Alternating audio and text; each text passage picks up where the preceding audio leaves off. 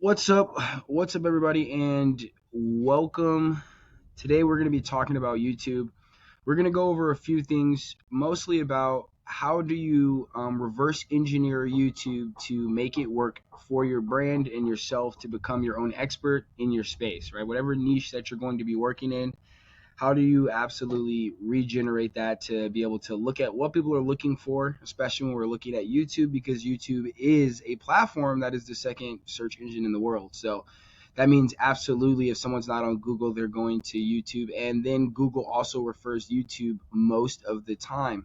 And there's a lot of little intricate things that you can do on a page to really make yourself an expert quite quickly. And it really comes down to being a problem solver. All right. So we're going to go over a few things today about YouTube and a software I use. We're going to keep it very simple. And I'm going to explain um, how I looked at the niche, how I exploited the niche to an extreme amount to process over $1 million in 2 years, to pull in about 500K in courses as well as with clients. And we're going to talk about that same strategy that I used that they can use as well for their niche and the tools that I used it and what made it absolutely easy. Okay.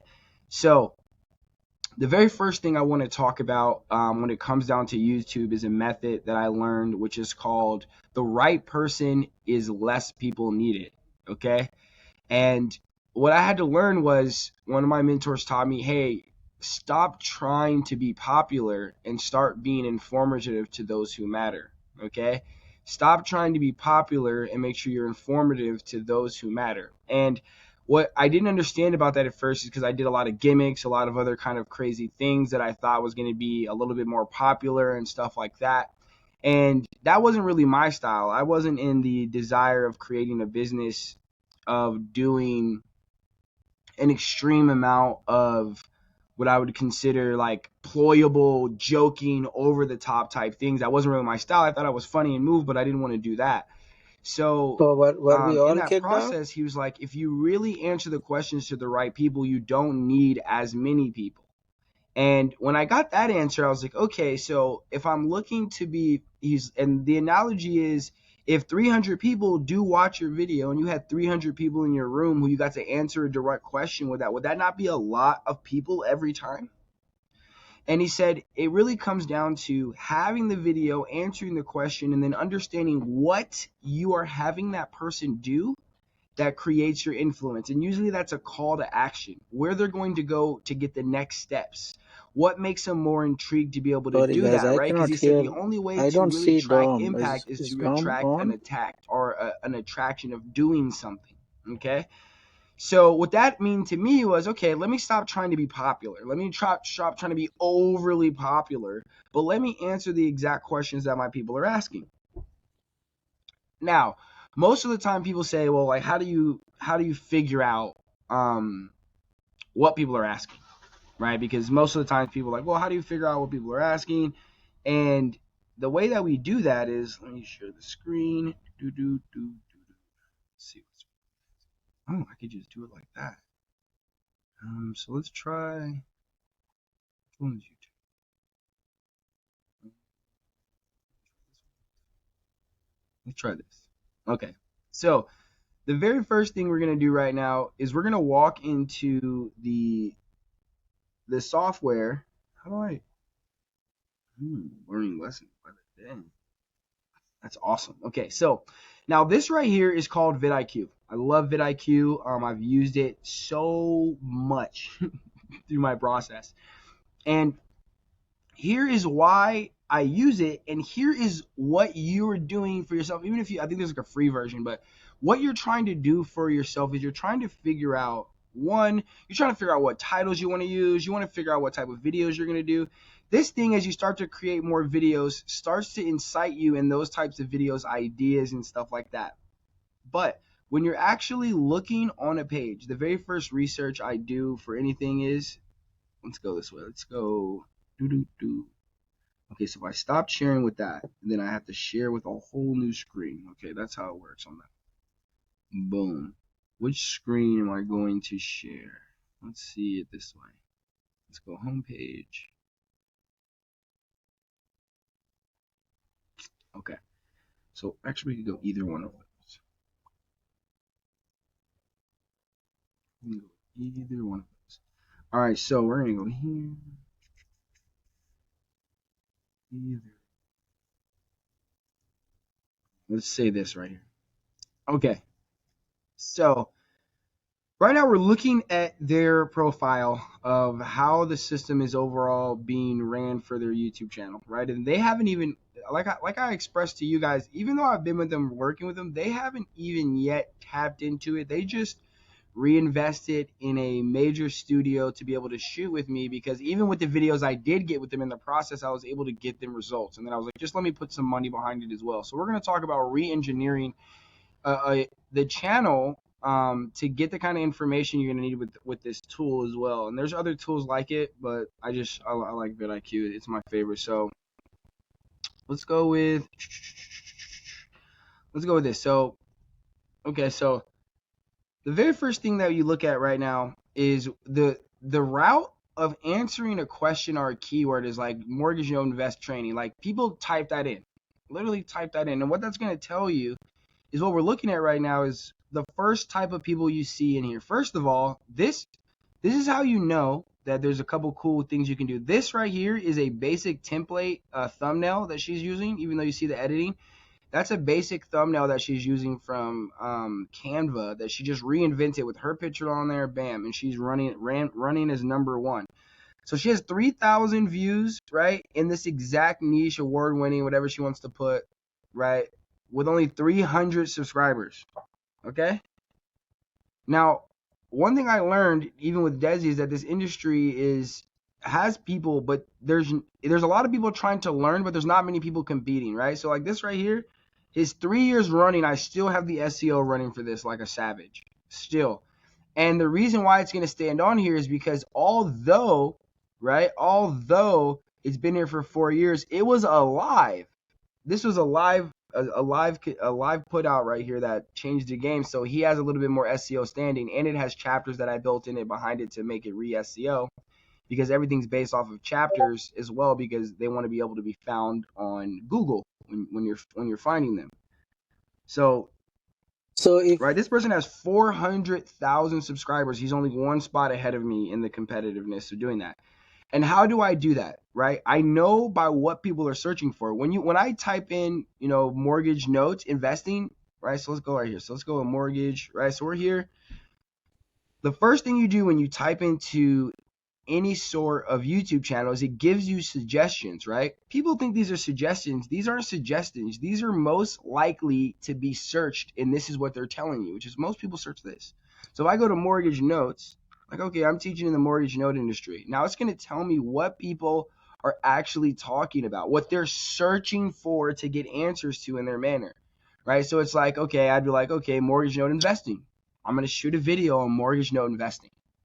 And the title is going to say mortgage note investing. And that's it. And I'm like, hey, today we're going to talk about mortgage note investing. If you don't know it, hi, my name is blah, blah, blah. Introduce myself, credibility, bring it into it. And I'm just going to talk about that. Now, mortgage notes for sale. I'll take a table like, hey, you're looking for mortgage notes for sale. This is how they're. And because what this is telling you is that people are looking for these direct answers. The mortgage note business they want to know about, mortgage note flipping. They want to know about mortgage note examples, right? Buying mortgage notes. They want to know about these things because these are the top things that are being searched. I have these above here because I've searched these things. Hello?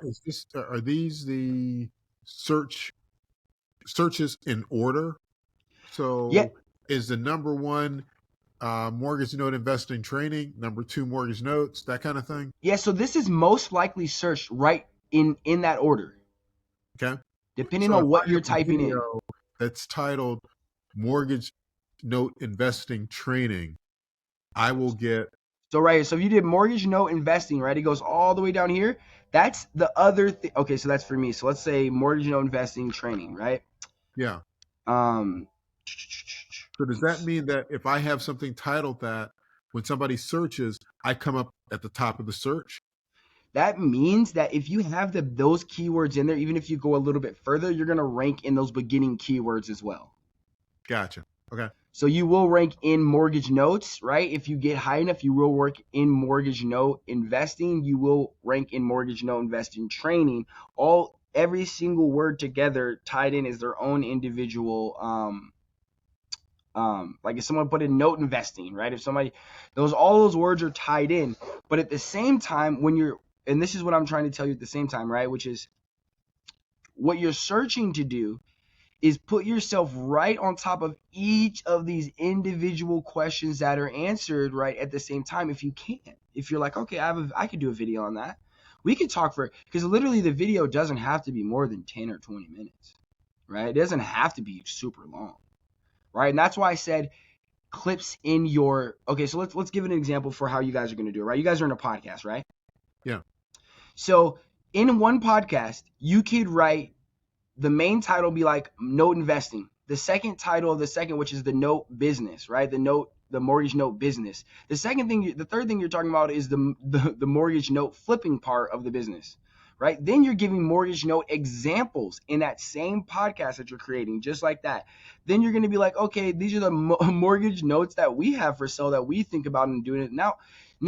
When you do that, and you have those sections in one podcast and you talk about these three things in sections, then you'll break these down and be able to put these as individual videos onto your YouTube channels expressing that exact question, as at the same time creating a major podcast style video that has chapters in it like this. That means each of those chapters will come up like this. But you can also take those chapters out and put them as individual standalone videos so that you can rank in that independent place. That's what I was talking about. This is like a real-time example of what I was meaning when I said creating a podcast, then answering the questions in which people are asking about the industry. Now, here's one thing I want to tell you. Now, do you see this over here to the right where it says VidIQ over here? Yep. So now this is where I always mark in the industry, is because what it's telling me is the volume of people who are searching for this keyword score, right? It means it's high. That means people are searching for it pretty well, right? That like the red means, that means they're going up. People are searching for it. It means it's not, people are not searching for it, we're doing it. Now this is telling you the competition in which you would have to compete to get into this word. It says very low. Okay. Now, so red is high and green is low? So red is always high. So red is low and green is high, yes. Okay, all right, so this is going upwards, right? It's a keyword, and then the competition is, this means very low though. So what you're gauging when it says competition is a very high green means very low competition for you. Okay. That makes sense, because you want the highest green in competition, and you want the highest green in volume, and you want the highest green in competition. Okay. Right? Because down here means it's way too hard for you to even crack the code of that. Right? So Note Investing University is still the #1 channel in the game who teaches on this. Other channels are getting in the space. But like I said, there's still so much search volume, right? Because what we have to understand is, even if you poke into the note industry first, it's a real estate industry. It still taps into the real estate industry niche, which is overwhelmingly great, which just means you can come in and convince people from all sorts of things, which is like, you know, you can, this is when you can start creating videos like why I stopped flipping houses. And you can rank in there. I was like, this is why I stopped flipping houses. Right? This is why I stopped doing multifamily homes, or this is why I stopped doing that. Those types of videos are also ranking because people are always, I always say this, people are always searching for an alternative. Yeah. Do you see the screens changing with me when I change the screens? Yes. So you see this when I'm changing right here? What did you just change? Did I not change? Did you not see the screen change? No. I'm still seeing the woman and the guy. Okay, got you. Okay. I was flipping through screens, and I was wondering if it would like move with me. That's because I keep having to come in and out as it moves with me. So yeah, so let's look at this.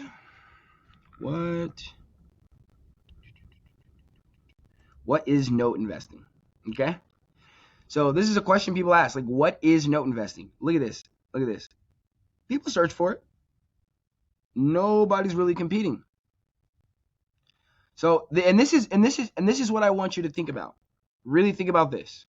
Now, the title of your video matters a lot. You see how all of these videos, this is how I smash through every single body else when I come and compete versus, even though these guys are killing it, right? Most of the time they're taking like part-time business. They're trying to kind of get it out there, get in the market. And I'm teaching you guys things that they will never understand. You see how this says, what is note investing? Right? Yes. You see how not one of these say that exact word, which means it says what, none of these say what is note investing. None of them say it. Okay?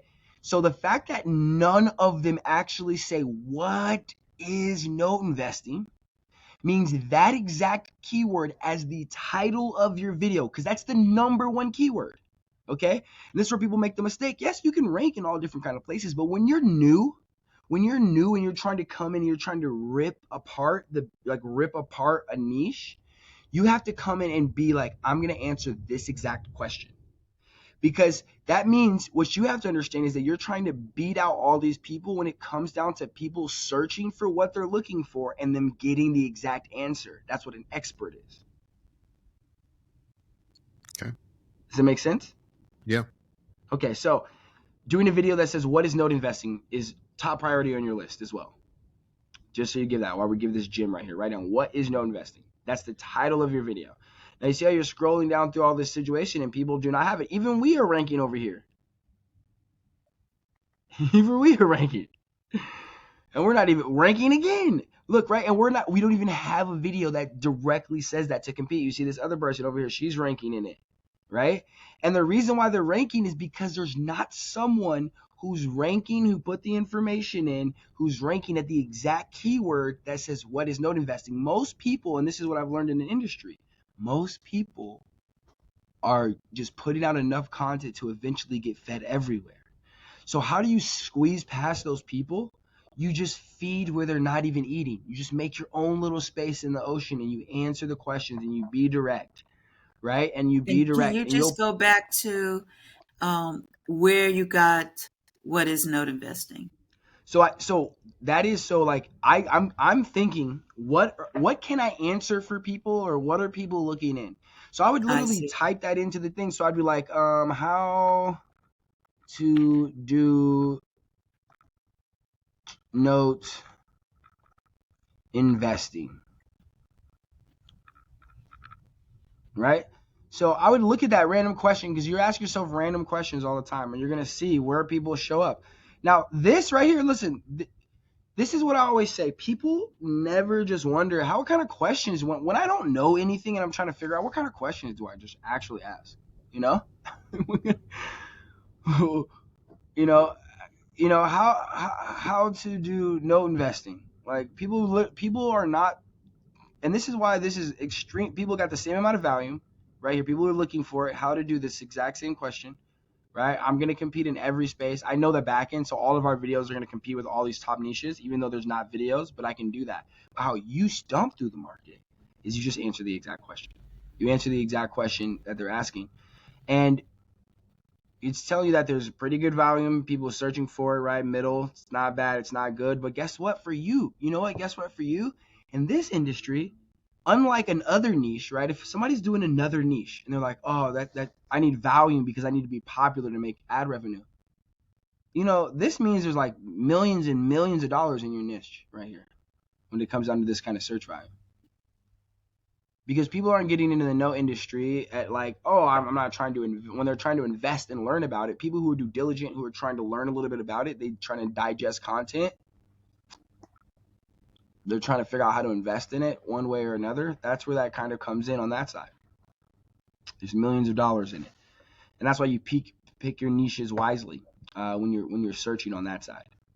So now what I'm going to do is, once I figure out there's some words, when you go down here and it says top related opportunities here, right? It's telling you what the top related opportunities in the space that exist right here. So let's do this.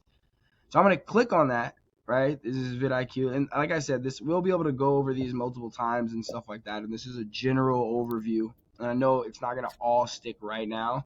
At the same time, I just wanted to show you how you can look into the marketplace and kind of steal your opportunity, right? Because a couple thousand people viewing your videos a month, you know, if you put out 5 videos a week or 6 videos that are trending in the space and searching, and you get a couple thousand people watching your videos, you're creating an influence of expertise that's on autopilot.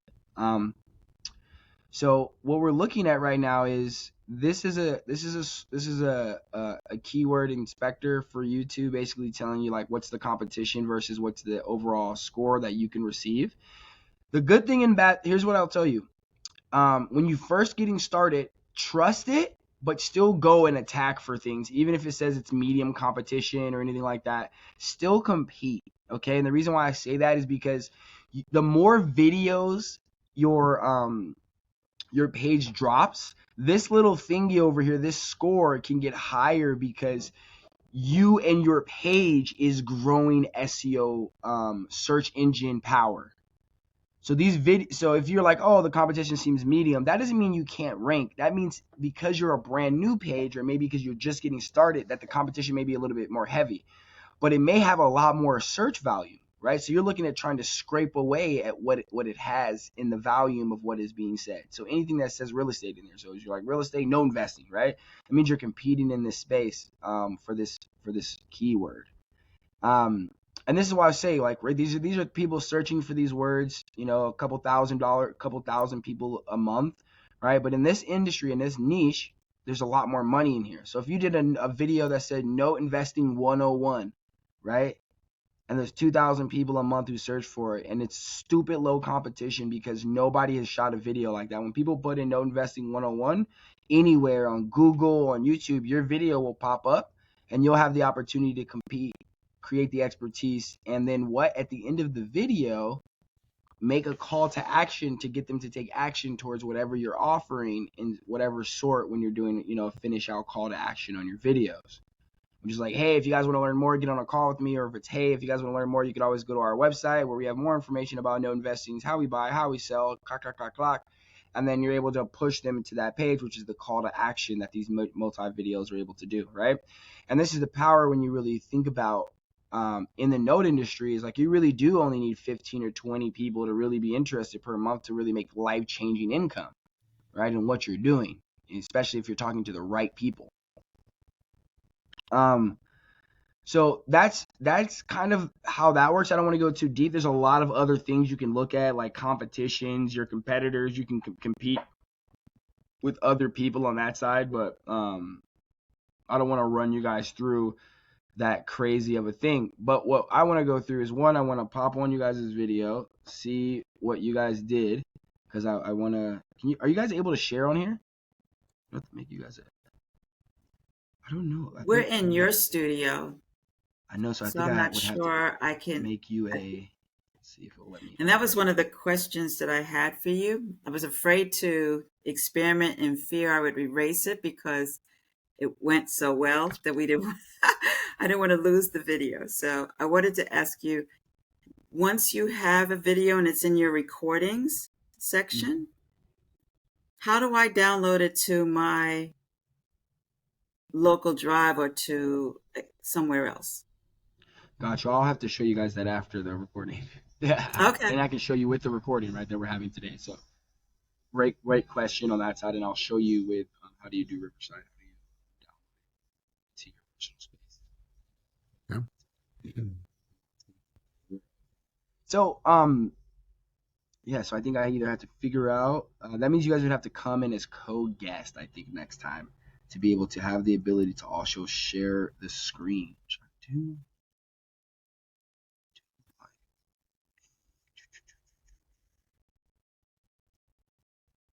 Oh, okay, that's what he meant by that. Creating clip marker points. Presentation clip marker points. Okay, that's what they were saying about that. Because I was doing some even more major study, and I was like, man, I need to upgrade my Riverside game as well, because the reality is it's really cool. It does amazing things. I've shot only like a few things on here. But I saw my friend, he did his whole podcast digitally from here, and it restructures the video position for him based off of how he's downloading it and stuff like that, who's talking, who's not talking, stuff like that. And it was really cool to see it. And I was like, man, I'm about to upgrade to the, I guess it's called the professional or whatever, like these. Because the amount of content he was able to receive after it was amazing. So let's do this. Let's get a little bit of a list of content for you guys as well, or what we call sections of podcast. more like for you guys, right? And then what I'll do is we will then pop off of here, and then we'll get on Zoom real quick. I'll send a Zoom link on there, and we'll pop into there so you guys can share the screen with me and stuff. Oh, or you could send me the video. Where's the video at? It's in your Riverside because you need to download. But there is a link you can get to it, right? I have a link. Got you. Let's see. I wonder if it'll let me jump into another. Let's see if another I call can while get I'm on. that That'd be for cool. you. Maybe I'll have to put it into another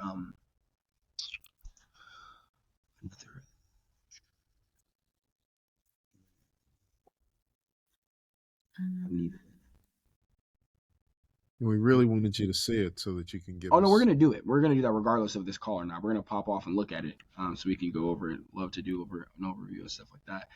And you can I tell. Nazir, are you still there? Baby.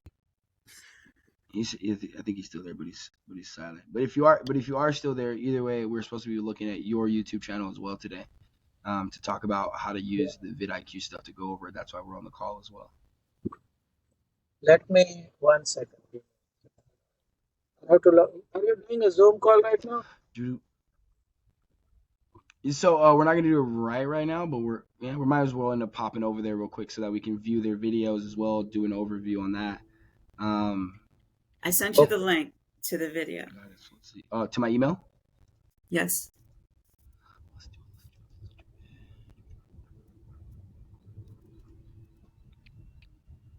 Let's see what it does for me.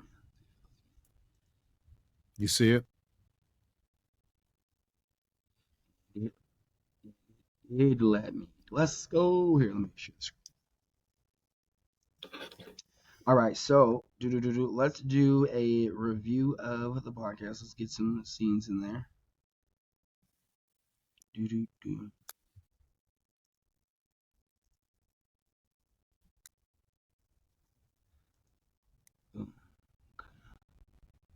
Also share audio.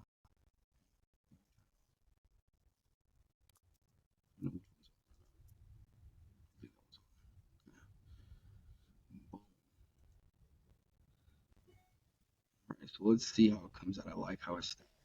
Hello and welcome to Why Mortgage Note Investing, the podcast where we can explore innovative ways to achieve financial freedom. I'm Kim Brown, and today with me will be our guest, an industry expert in mortgage notes investments, Jerry Sanders. How are you doing? Jerry, how are you doing? Kim, how about yourself? I'm great, Kim. How about yourself? I'm well. Thanks for joining us. I can't wait to hear this podcast because I think that everyone is going to be really intrigued by it all and something that we want to get the word out about. I hope so. Let's get started. It's a great industry. Yeah. So do you mind if we just start with the basics, so that people can have a good understanding about mortgage note investing? Sure. The basic being, what is mortgage note investing? All right. So mortgage notes, if you think about it, when you buy a house, you buy a house from a seller, and then you go back and you get a loan for that house. When you buy that house, you get that loan, you sign a mortgage, and you sign a promissory note. What we do is we buy the mortgage and the promissory note from the bank. So that's basically it. The note itself is a obligation by you, the borrower, to say that I'm going to make X number of payments until this loan is paid off. We're actually talking about the promissory note. Like I have my primary home. When I closed on my house, there was a promissory note that was part of the closing package. That's what you're speaking in reference to? Yes. Okay. So you're sitting down at closing. Yeah. And you remember when you're getting writer's cramp? And you felt like you're signing away your life? Yeah. That's the note. And that's what we buy. Okay. All right. So, is it difficult to buy a note?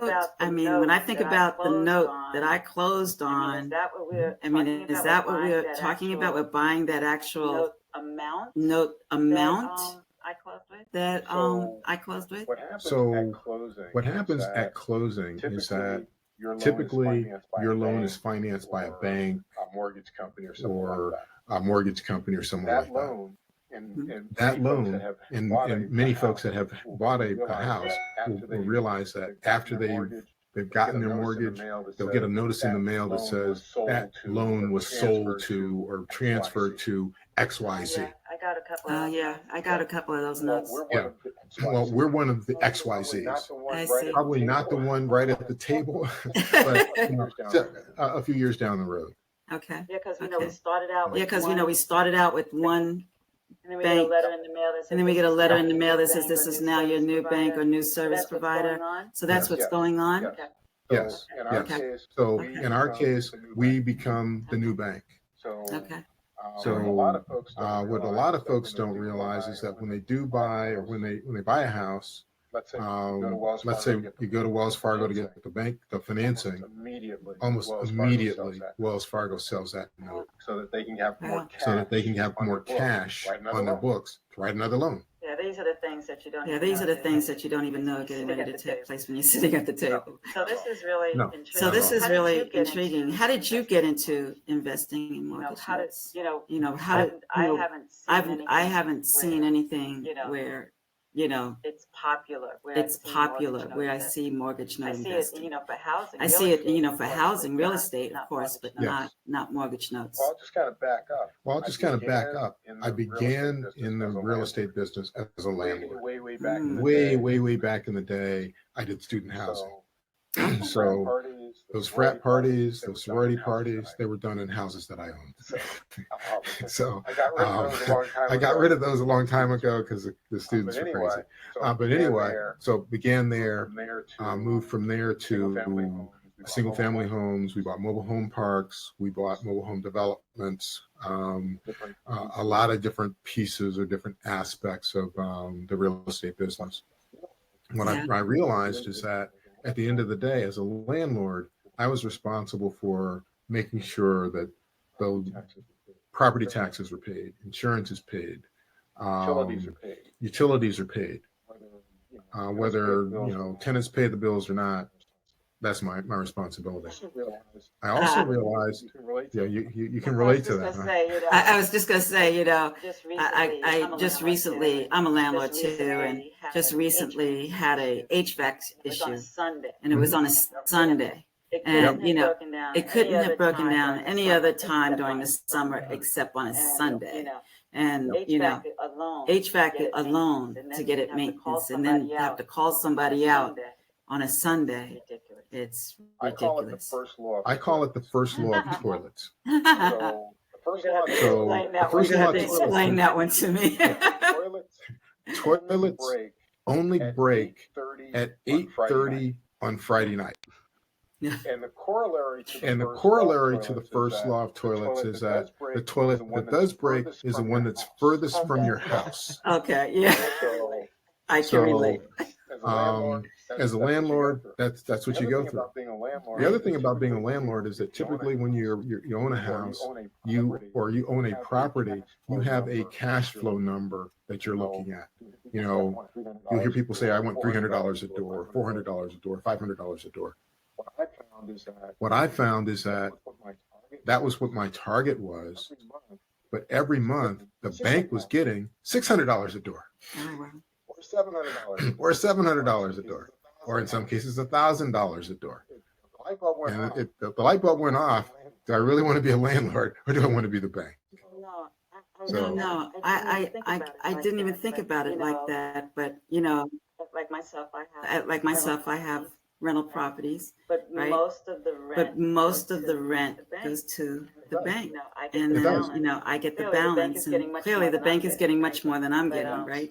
But the hope is that the hope is that your cash flow is enough to make it worth the fact that you are a landlord. So Yeah, and you think about it, most of the money's going to the bank, but they don't have to worry about the first law of toilets. They don't have to pay the insurance. They don't have to pay the insurance. They don't have to pay the taxes. They don't have to pay the taxes. And oh, by the way, if you miss the insurance payment, they don't care.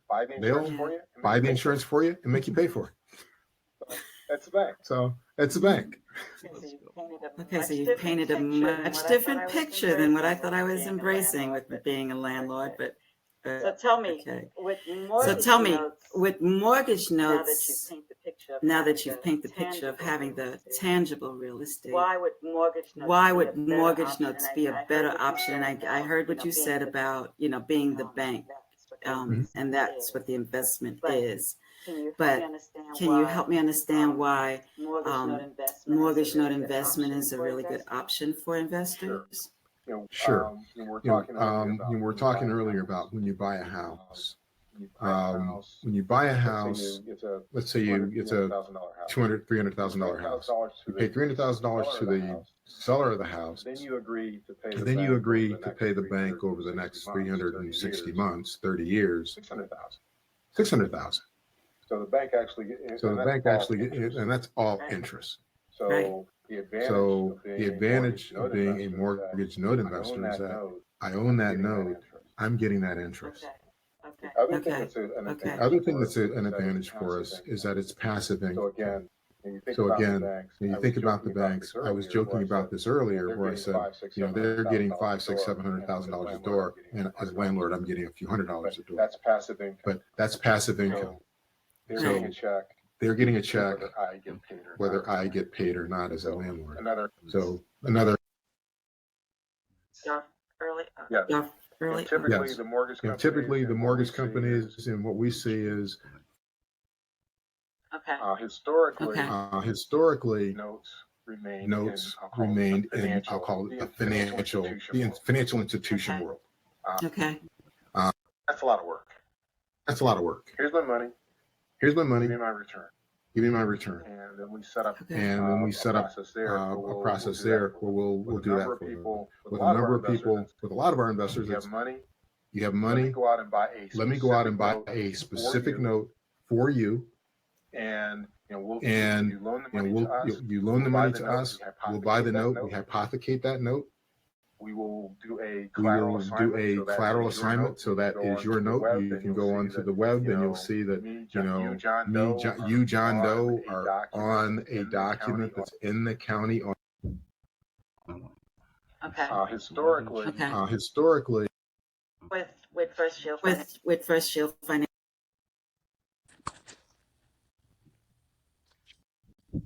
That they have lost.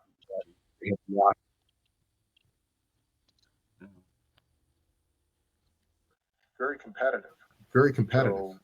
So compared to an annuity, a money market fund, a mutual fund, you get a slightly better, better than average return on your investment.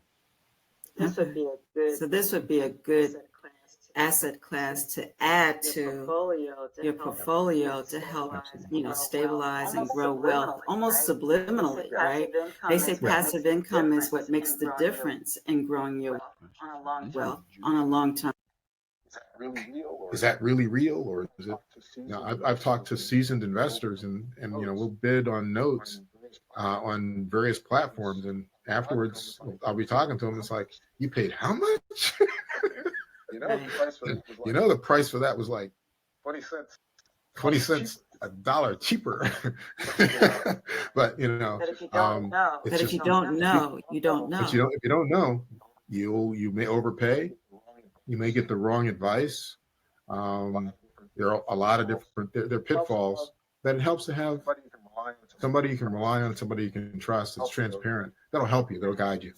Right. Right. We're talking about the whole fix and flip world, and one of the things that kind of pulled the rug underneath the carpet of a lot of investors here recently was that it was a season of fantastic interest rates, and people were buying, and the initial investment looked like there was going to be great cash flow, right?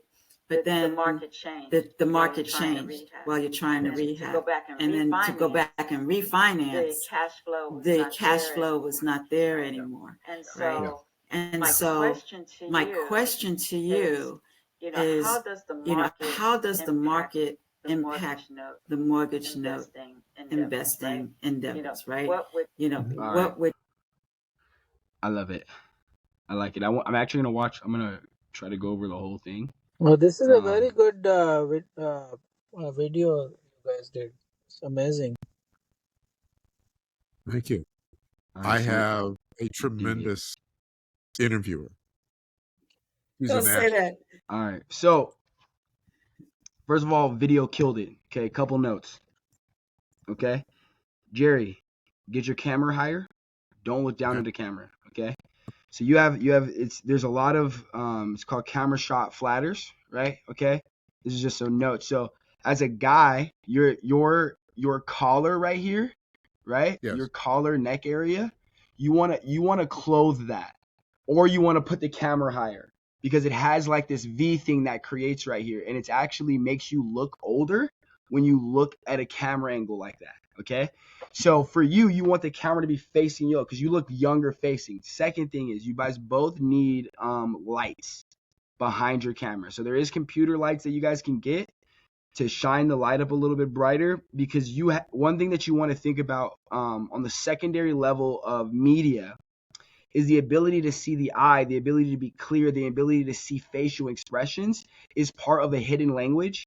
And that creates a relationship between you and a person. So unclear face flatters, unclear conversations, even gestures when you're making humor, especially if you're having video, you want to be able to see that. You want people to be able to express with you, to see the passion in your eyes and your face, because that makes a closer connection, especially if someone's watching you.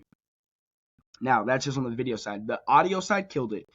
Audio side, murked on that side. It sounds good. You guys are talking about topics. You guys are going over it, killing it on that side. Now, as well as you guys putting out your videos on that side, put your faces a little bit brighter because it's easier to darker a video with good context brighter than it will ever be to edit in the future. So what I don't want you to do is have a bunch of videos and then you have to finally get it to an editor and it makes it really impossible for them to put it together because of the lighting, because everything has to change. A little bit more brighter face can always be darkened down and blemishes disappeared, but you cannot bring light into a camera shot, okay? And that just comes down to have you guys shoot more and more, and then you get an editor and he's trying to edit, and you're like, man, we shot 30 videos, and he's like, yo, this is going to cost a lot of time, energy, and effort. And then it makes things look bad because once you have to download it and then put it onto another process and put it on another process, the screen will get a little bit darker sometimes. So it takes away from that side. So for you guys, two things: camera always in the front. Make sure that you have a little bit of a light because you want your face to be brighter, because getting darker is always easier than it is on the opposite, and getting good context and making things colorful and getting good edits with a brighter light. That's the only thing I would say on that side. Otherwise, you guys are answering questions directly throughout the process. She's asking questions. Kim, one thing I would tell you is that you got more life in you. Okay? You got more life in you. You do. You got more life in you. I can see that when we're bantering back and forth a little bit to do that. I think you're afraid to be I'm not saying be a boss. You got a little bit more boss in you and a little bit more swagger than being like kind of a questionnaire type of a person, right? Because just having conversation back with you have a little bit of like I'm a boss type energy. Like create that boss fun kind of like energy and use that to your advantage, because you're also an expert in your own space. Like you have your rental houses, you have those things. So I know that you are playing a role as an interviewer, right? So I can clearly see you playing the role as an interviewer to interview Jerry. But if you guys want to become co-host, right, even if you're interviewing him, that's a good way to interview a third party for both of you guys to do it. But at the same time, your personality of who you are also determines if someone cares what you think at the same time. So as an interviewer, perfect, major, kept that. And even as an interviewer as well, what I would remind you of is that unlike when we look at some podcasters who had a name before they podcast, right? Then they didn't need people to know who they were. They were just now inciting information. Your podcast is also enticing who you are and also creating your brand, right? At the same time. So you're giving people a little bit more information about you, right? And as well, like even think about Joe Rogan. Like people knew a lot about Joe Rogan, but if you watch his podcast as well, he's insightfully to talk about himself. He's not afraid to be like, yo, I'm doing this. Why did I do that? Even though he interviews them, he always seems to express something about himself, his new workout that he's doing, his new life goals, or something about something that's part of who he is. Because like I said, this business is a people business, right? And people are either on your side sometimes, either they're with you or against you. That's the same energy, right? That same energy is with me or against me, and do that. So what I would say is that you killed it on the interview side, good questions on the side, but let loose a little bit, get a little bit of that boss funny girl that I know that I see when you're like killing it, like you're a grandma, you're like, I'm out here doing my thing, you know. So like put that into that thing, and I know you have it because I see it sometimes when you crack jokes. But also I think that you can shine on both sides of that for both of you guys, because Jerry plays off well when you're also having a good time. Jerry plays off very well with you when you're having a good time as well. But I would say 100% kudos to the creation, right? And if it takes 30 of those videos to finally, like, you step into your space, do 30 of those videos until you finally step into your space. Don't stop yourself from creating that type of content and putting yourself in there. I just know you a little bit more, and we've now chatted with a little bit of each other. Sometimes it takes a little bit of like getting to know someone with that. And that's what you should think of the relationship of what you're creating on your podcast, right? It's weird because it's Jerry, you know him, so there's no real relationship. You're kind of acting like you didn't know him, right? So that was the kind of the funny part, because it was like, I'm like, they know each other. She's asking questions, right? So it's like, I know she has to play a card like she doesn't know him already. So it's just like, so I can see that all in there. So play the banter, act like you do know him, even if you're questioning. The next podcast you guys do, like, yo, this is my co-host, hi, I'm Jerry, this is Kim, be you guys, be two experts in different places, right? And also, Jerry, you guys should probably shoot the same kind of podcast with you asking Kim questions. Cool. The same type of podcast. Do just what you guys just did with you being the serious, like, okay, I'm just going to ask her questions, and go through a line of asking those same exact questions, right? Because it doesn't mean you guys can't post those same exact videos with two different people answering the questions to just figure out the content and the context. It will determine what kind of people stay with you and stay with her. And on that side, like, who kind of resonates with you are two different types of people. In the industry that I was in before, I'd always laugh because I worked with female creators. And I'd always say a joke, like, I'd say a joke in my videos, which I would say things like, I know I'm the last face you wanted to click on, but when you realize I knew what I was talking about, I'm the first place you end up staying. And that was always my joke, because I knew people have prejudging compositions when they click on something. She will when she's the main course, there'll be a different person who clicks on the same exact video with the same exact information in a different rate than the same exact face of your face on there, the same thing. Don't know if one's better or worse. They could be different, right? She could be having thousands of women who are paying $10,000, $20,000, or 2 women who are paid $2-3 million, right? Who just got it. And you could be getting thousands of regular people who are paying $100,000, $200,000. Those aren't even regular people. A higher society people with $100,000 to give on that side. And you guys will have to be able to play those cards with each other on the both sides. So I think, one, that was amazing. You guys killed it. It was long. It was informational. You guys had some jokes in there, cracking it on that side. You guys answered the questions. I could see that you guys went into the sections. I mean, like, couldn't ask for a better student, I swear. Couldn't ask for a better turnout on that side. And for you guys to keep pumping those videos out as well, and getting those shots in. And we'll talk about how to download the video and stuff like that, and how to get that out. And then as well as getting the content and stuff like that to be able to put out, I think is going to be amazing. Just even dropping that video on your YouTube channel and getting it out there, just even that one, because I would drop it, right? Because I always said one thing, even if you make a mistake, you never know. People sometimes like the beginner you. Like, I'm restarting in my mind. Like, my last videos I had were so edited, and like, I paid so much money for my final team of editors, and I realized my videos were getting no more likes than my informational videos that I was just chatting with a nice little camera and just sitting in, my garage shooting videos. And because I got popular, I thought I had to be popular. But one thing my mentor told me is, like, you end up starting to compete with other people who are creating videos, and you forget who your customer is. You're going to quickly lose that, the fall before the pride. I was like, oh, look, I got to create these dope videos, and they got to be top dollar because I'm now making money. But I stopped hitting with the customer base that I was talking to, because those were people who were just trying to figure it out on YouTube. They didn't give a shit about my graphics and my cool intros and my life and my brand new Mercedes and that big ass house. They didn't give a shit, because it was becoming unrelatable with them. And that's what I'll tell you about being relatable, just creating the basics of yourself, not thinking about trying to overly be that next person that you see on YouTube with the videos that maybe, you're going to watch and they have all these cool graphics. Like, don't even trip on that stuff, because it's not what builds the really good relationship between you and your fan base. That's not what happens. Really good information, really giving people the questions that they're asking for, getting outside your box, and just, that's why I said be that character. Kim could be like, man, I hate getting on camera, But when I realized that I could change other people's lives, like I just decided I was gonna get on here, right? That's a type of a person, the person who even after the 100th videos, like I still don't like coming on here, and that could be part of your personality. And that's what I'm saying is like that part of that nervousness of dislike and content is part of who you are. You might as well make that the reason why you do something, right? And like use it as your advantage to just talk about it. I always say when I talk about things, it makes my life a lot easier sometimes, especially when it comes to context. And then you know what? The person who's sitting there who's afraid to do content will immediately relate with you. Mm-hmm.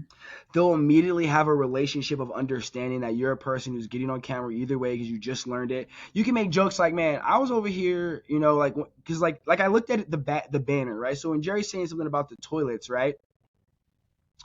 There's two different ways that kind of conversation can happen. If you guys are co-hosts, you can say, haha, yeah, about the toilets, right? Because you're agreeing that you know and that you have an inside joke that you're about to give to your people. Right? That you and Jerry are expressing as co-hosts, right? The conversation would have been slightly different as a co-host because now you're laughing because you already know what it is in a way. And you're like, yeah, tell them about the toilets. And you can make a joke like, I'm in toilet game right now. Kim's like, man, I'm in the toilet game right now. Okay. Right. And that's where that story that you told about how, you know, that thing just blew up on Sunday, right? At the middle of the day is part of a funny story. Like, yeah, I'm in the toilet game right now. And too bad it wasn't a toilet for me, man. It was a water heater, you know? You know, the other week on Monday, a water heater came out and blew up because those are just commonarily those people are bantering with of what you guys have. And guess what? You can tell that same story every week. And you know why people will keep listening to that same story? Because it's relatable. Because they want to know that something doesn't change every single time you talk about something. And this is where people like us who create content sometimes be like, man, how long am I going to be able to talk? You know, if you know, let's go with Les Brown. Okay, Les Brown told the same story for like 25 years on stage, bro. The same story. I love Les Brown. I was a heavy studier. I used to do like Who is motivational Les speaking for Brown? kids. Love Les Brown. Les Brown is a motivational speaker. Okay. He's an African motivational speaker, and he has a couple stories that he created in his ability. Right, he's selling motivation, but the story in which he's selling motivation didn't change that much drastically. He's telling the same story because people like consistency. People think like when you're creating content, they want all new things, but not necessarily. Is it better to have I'm like a listening. same background, same lighting kind of thing? You know, even when you are making different topic videos, is it better to just have like a same? Here's what I would say. I would not say that it was better because only can if it I'll say this. If it made a big difference in whether you created content or not, absolutely do what makes your content more frequently, more consistent, right? If that is the battle you're having, like, oh, I trying to recreate and figure out new things is stopping me from creating, no. Make it the same background, create the concept, have a good time, be the brand, be the personality, and talk about those things, forget about it. But if you're someone who travels, who's kind of on the move, and like, you know, you're going to be in a bunch of different places, it's better that you create the content everywhere you are, because also at the same time, you'll be getting, people will look and see where you're at, and you'll be able to talk about where you're at. And it's that funny banter, like, oh, I'm shooting my podcast right now on the road in a hotel right now. Like, Jesus, like, I'm visiting my kids, you know, I'm with my grandchildren and I'm, you know, shooting this podcast. Those are relatable topics that you're able to shoot with, or, oh, I'm over here at my friend's place, you know. So if you're like, oh, you know, I'm over at my friend's house going skiing over here, right? But I had to shoot my podcast. I'm in a different background. That's totally okay. That's one of those relatable things where it's like, I have to move and work on the go. Like, I'm a mover and I'm a shaker, right? Because most people, even if most people love to be at home, right? There's a lot of people who like to be home. They always dream of being a traveler. It's a thing. And it doesn't matter how you're traveling. Just most people really don't move much. Like, I have friends in my neighborhood who haven't really left California since they were, like, never. Like, they still, like, and when you're a person who's moved around a little bit, you're like, those people don't exist. Yes, they do. They're most of them. they do exist. There's a lot of people who've never left, never moved, never adjusted, but people who are movers and shakers sometimes see more of the movers and shakers above the basic people who are just staying in their job, who've been there for 30, 40 years or position. So in moving, they always have this fantasy about this character, about travel, about all these things. So traveling and moving is not a big deal if you are a traveling and mover and you are creating the content. But but if you're like, I'm a chiller, I'm at home every day, I'm not trying to go nowhere. That's me. I travel, I somehow enjoy it, but honestly, I like my home office. I like consistency. I like to sit down, drop some content, and do it every single day. But I also know when I'm on the go, I have to create content.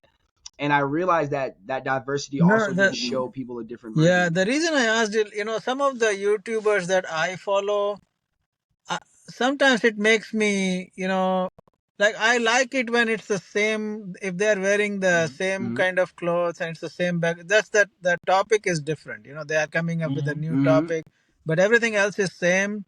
Only thing they are Exactly. delivering a new subject or something like that. Got you. No, and that's like I said, it always really depends on the person. Okay. Right? So it's like for you, if that is what you like and that's what you want to create and that's an easy, consistent thing for you in your mind to just cut and chop, do it. Okay. Be like cut and chop, same background, same type of outfit. I want to look the same, little office in the corner. I'm going to shoot this video. I want to make it exactly the same. Do it that way because you're just going to be like, I'm going to be an executable manager. I come here, my edits are a little bit easier. People are going to understand my front end, my back end, my call to actions. Precise. I mean, you're like, aren't you a doctor? So you're just like, man, you got to be real precise on situations anyway. You're like, it can't be just floating around everywhere. Yeah, no, Every like day that. trying to do a new The thing. Fiverr guy that I made my videos, I already told him that just keep the intro and this call outro just same. I'll just give you the content for the middle part and just fill that thing. Yes, exactly, And look at those things, especially if you make them the same, make them the best you can. Okay. Like if you're gonna shoot it the same, make it the best you can. I would, if I was you, I would, if you're shooting those kind of videos like on your webcam and stuff like that, I would then take your phone camera and I would shoot that kind of high quality intro and outro on my phone with an audio, and then I'd give them that so that they can see my face. If it's like a good shot with the phone, that's the way that I would try to run it that way. Okay. If you wanted, and I say like if you wanted to ask Desi, I went through back and forth and we decided to do the those explainer videos which has those they make those line graphics kind of thingy and explain it. So that's what we were doing. But yeah, no, and I know Desi's gonna have you do whatever you're gonna do is faster. I'm gonna tell you what you need to do. okay. You can do whatever you want to do. No. Right? And and I'm saying that's where me and Desi are. That's how me and Desi are in that position. That's why he brought me in as well, because he's like, I'm trying to get people to just get going. Yeah. But I need you to come in here and just be like, this is what you need to start stepping into if you want to be the best in the industry, right? Like, and I keep trying to tell everybody, like I said, these are the same conversations I have with them, right? When I showed them what I was able to do and build it out and created it, these are the same conversations I have with them because they're the same way. They're like, I don't want to create content. I don't want to be on I don't want to do these things. And I'm like, It works. And then after about 4 months, they're like, okay, well, this is almost undeniable. Thank you for the, 50, 60% bump in what we're doing. And now we have more investors that are coming out of anywhere. Can't prove directly that they're coming from me, but they're coming from somewhere. They had to see them somewhere. So, and that's really the best part about it is building your brand and going out there and being seen, because you're getting over these little bit of humps of fear that happen in most people. And that little bit of fear that happened in most people, when you run over that lump, creates that same attraction for the people that you're trying not to be. It's like, and I know that feeling because I worked behind YouTubers for like five and a half years before I ever shot my first YouTube video. Like I didn't shoot a single YouTube video. I was optimizing. I was getting paid heavily to optimize some dope YouTube channels. I worked with Vet TV, which is one of my very first places I worked with doing the optimization for their YouTube and running their Google. They're a veteran. They're a veteran TV show that specializes in doing comedy in the Army and in like the Navy and stuff like that. It's hilarious. Only if you like dark content, it's hilarious. But it basically spoofs of like the actual things that happened in the Army, and it was just like all Army people writing these things. It was crazy to work with them. But like I could have been shooting videos then, but I just didn't because I was afraid to, and I was watching and building all this stuff up, and eventually I was like, okay, if I want to call here and get my own personal success, right, in my brand, like how powerful is a personal brand for real? And I honestly, like I said, I touched a person. I knew Desi before I created my brand, right? Because I worked with them in back end stuff with some social media stuff, but I never had a social media brand. I never had a product. I had other products, but I never had a YouTube product that I built on YouTube. And then within the 2.5 years, I went fucking insane. And then I got kicked off of a platform. And like, God be home, Patrick called me and was like, yeah, we're really kind of looking for a market. I was like, good job. Kartra just booted me off their platform. About $300,000 of my money is just gone. These guys Wow. they're just going to cut off all my residuals. And that's what they did. And I was just like, I was making like, that was just kind of crazy money. I had like only staff of 2 people, but like I already got a house in Portugal with my wife that I was paying off. I didn't extend it. I didn't extend it in my pocketbook way So too what far. exactly happened? So I taught so my first niche, I taught OnlyFans creators how to market on YouTube, OnlyFans, and all those platforms. Like I didn't teach any of the back end stuff. I just taught them how to do kind of the stuff I teach you right now: how to build a brand, how to understand their niche, how to go out there and create content, how to make it consistent, and how to gather those customers. So I taught that on Kartra on their platform. And I had a course that was at $30 a month. I had a course that was $2,000. I had and like a couple other ones that were monthly, which was teaching all these marketing strategies in the niche. Okay. And one day I just get a message from Kartra, and they're like, we don't want to have anything to do with OnlyFans. And I'm like, I have nothing to do with the back end. You can go check my content. Okay. And they're like, okay, we'll go review your content. And they're like, okay, good. You have anything to do with OnlyFans on that side, but we still don't want the name at all. And I was like, what does that have to do with anything I'm doing like that? You know what I mean? They're like, oh, policy and our structure. So literally I'm making, I think that month I hit $40,000 a month in course sales consistently, landing pages I built out, all sorts of things. And then it was just like gone. I think it was like the day after my wedding. Flew back and they just cut it off. So like I went from that. So is High Level that also doing that? Those kind of restrictions and stuff? No, so I spoke to High Level. I said I'd never make that mistake again. God be forbidden. I'd never make that mistake again. So now that I had the ability to pull things over, I talked to the guys at High Level. I was like, really, what's your code of honor? How do you feel about that? And they're like, no. But I found out. So just so you know, randomly in the industry, I found out it was a competitor of mine who knew the guys at Kartra. So he knew the guys at Kartra, and so he basically pulled the card on me, and they end up pulling my skirt for that. But you can only know that through words. I can't prove that in legal law. But honestly, it was the biggest blessing that ever happened, honestly, because I never really liked the industry much. I felt like it was a little bit not professional. Just like you're talking to people all the time. It's kind of just ridiculous people who think they know business because they're making money. And I was like, before I even got in that industry, I was working with all businesses. It just happened when the pandemic happened. It was just it sparked. I was like, I'm gonna just use the YouTube channel like I know how to use it, and I blew the business up I made more money than I knew what to do with. The very first year, I think I pulled in like $3 million, paid out a team, had no structure, there was no system. I had almost like 50 employees. At the end of the year, I was living in California. I got my tax bill. I paid my taxes, and I had $7,000 to my name, and I knew I had no idea what I was doing. No clue what I was doing. And it happened so fast. I blew up on YouTube. I got the niche, and it just happened. The pandemic hit, and it destroyed. I killed it. And but also had no knowledge of staffing a team of over 3 people. I had zero knowledge in all those spaces. So when it all happened and it all said and done, there is a YouTuber called Gary V. Do you know that guy, Gary V? Yeah, no, I know Gary V. Yeah, I watched his content a lot. I worked with when they came out to San Diego. We worked on the it was like the coffee side, whatever, like that program that they had coming out for one of the products that Fireside. So when he went out there, I went and did an event with those guys. Gary V is just what I would say is, above all things, he's an executor. I'll tell you that much. And he understands the price of attention and putting out. So price of attention on that side is absolutely priceless. I'm super excited to see where Kim and Jerry are about to kill this. I'm super excited to see what you're going to be able to do, because I know you've already put out the content that you've had. We just need to have you working with VidIQ so that you can figure out how to reverse engineer. So VidIQ is a website or it's a software? VidIQ is a software that is for YouTube. That's based off of search engine, giving you ideas. It Oh, even okay. writes scripts for you. It even does SEO searching and stuff for you. Okay. So it will do all that heavy lifting that you're looking to kind of do on YouTube without having to do it organically yourself. And it made my life 10 times easier. Like I promise you, if you're trying to it's what I use for all my clients. On that side, like I'm just giving you guys the gas. So that's what I use because it just makes it easier to create topics if they need it and stuff like that, because it bases off of what people are searching for, ideas of what they think is going to be the best topic in search, volume, topics in your space, things that people are doing, trending things, and then you're able So to you can make sit down. the thumbnail on that video? No, so VidIQ, I don't think you can make the thumbnail Okay. on there. I think they could do like thumbnail judgments, but you can't create thumbnails. If I was going to create an amazing thumbnail, I would go to ChadGBT and I would connect it to a Canva, if you have a Canva with your brand on there. And then from there, you can actually just put up pictures and have them So create. Canva can make thumbnail.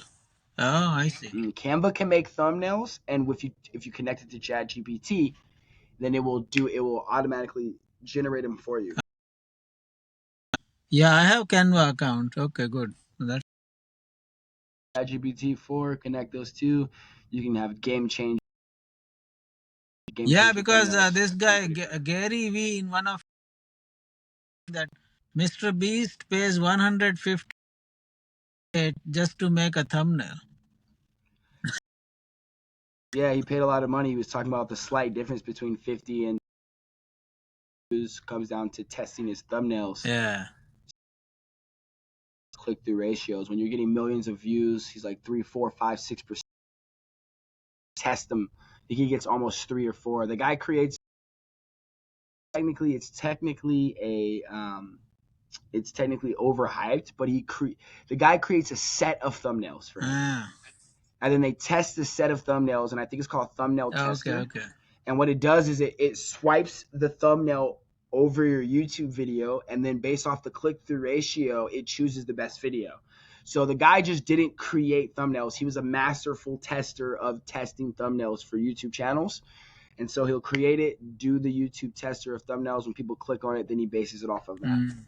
Pretty fire, though, on that side. I see.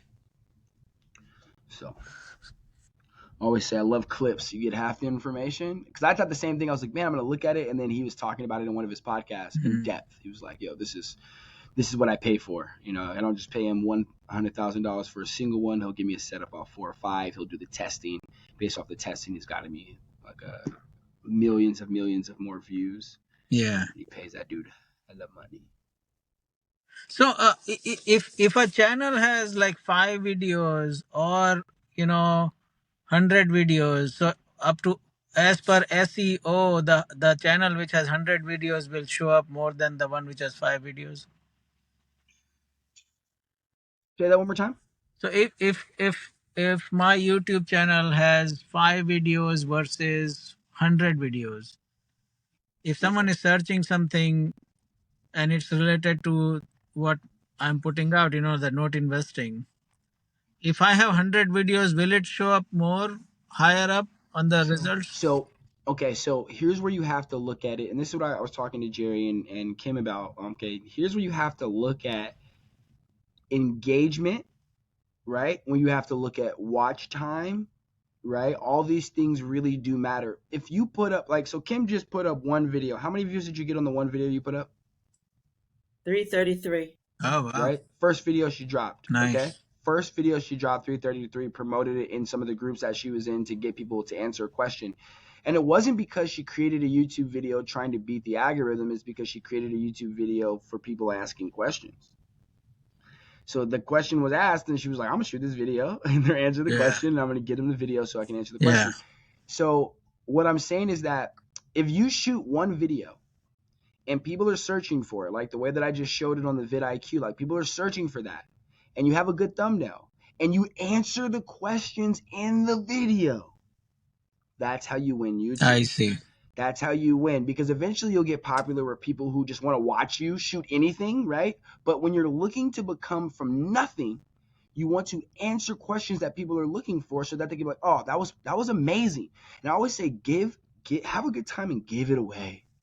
because the amount of people who actually will do the work are rare, and the person who doesn't want to do the work, who has the money, is applauding you, and they're gonna call you because they're like, oh, that was great.